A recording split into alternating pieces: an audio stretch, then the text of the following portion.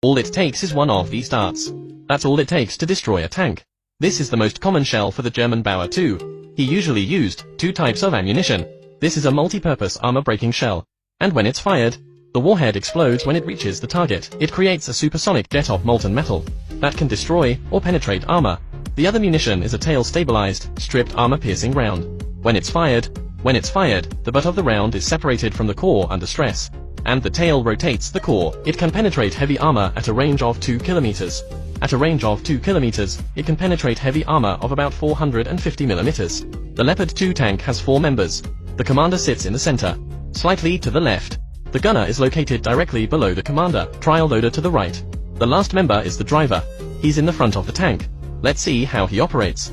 The Leopard 2 is a hunter-killer. The commander uses a thermal imager to search for targets. Once the target is selected, the barrel of the gun locks onto it. The loader follows the commander's orders. And loads the required ammunition. Once the tank commander reaches the right spot, the gunner can use a better scope. Aim directly at the target. Secure the angle and altitude and fire. The aiming and firing process is done by the gunner. During this time, the commander looks for the next target. Pilot adjusts the direction by changing the speed of the main wheels at the rear. By changing the speed of the 2 main wheels at the rear. If turning left, the driver turns the steering wheel to the left. This increases the speed of the right track to help the tank turn left. If it turning right, then turn the wheel to the right, and the tank will turn right. This is much more user-friendly than the American M1 tank. At the back of the tank, this is the radiator for the engine. The tank is powered by a turbocharged diesel engine. It has an output of 1,500 horsepower. All the power is supplied by the fuel tank at the front has a capacity of about 1,200 liters. The tank offers a range of 340 kilometers with a top speed of 68 kilometers per hour. Let's take a look at its specifications. The length of this tank is 10.97 meters. The width is 3.76 meters. It's slightly larger than the old tank. The height is 3.03 meters. A little lower than the old tank. This is how he compares to an adult. For a better comparison, we compare him to a Russian main battle tank. As you can see, Russian tanks has a lower silhouette than the German and American ones. Leopard 2 has a combat weight of about 59.9 tons. Maximum weight can be 61.7 tons. Inside this section, ammunition storage racks are located on the driver's left side. This is the 120mm Rheinmetall smoothbore jacket. It's the main weapon of the Leopard. It's equipped with a hot sleeve smoke evacuator and a muzzle reference system. This is a 7.62mm machine gun. It has a range of about 1,200 meters. And the other one is located on the roof. It's usually used by the loader.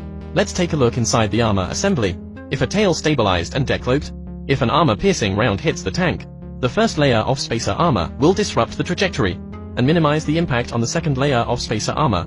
The result would be that the warhead would rupture instead of penetrating the entire armor. This not only protects the tank, it also reduces weight, making the tank more mobile. There are reports that it's also possible it can also be fitted with reactive armor to increase protection. Let's move to the top of the tank. This is the gunner's scope, the rearward moving commander's scope. It provides a 360-degree panoramic view. This is a stabilized glass optical scope. It's capable of long-range reconnaissance, day or night. The scope consists of a thermal imaging unit. This is the Leopard 2A6. It has a 120mm Type 55 Rheinmetall barrel, and several other changes. One of the biggest external differences is the barrel. In order to understand the size of its barrel, let's compare it to the older model. The Gun 2A6 tank was equipped with a powerful 120mm smoothbore gun. It can fire a variety of ammunition, including armor-piercing high-explosive shells and smoke grenades. The Leopard 2A6 tank has a high level of armor protection. Heavy armor provides excellent defense against a wide range of threats, including anti-tank weapons and explosive devices. It also has excellent maneuverability, with a top speed of 68 km per hour. It has good off-road capabilities, can operate in a wide range of environments. The Leopard tank is German engineering at its best. There is a saying, if Germany had been able to produce these Tiger and Leopard tanks in 1939, produce these Tiger and Leopard tanks in large numbers, Germany would have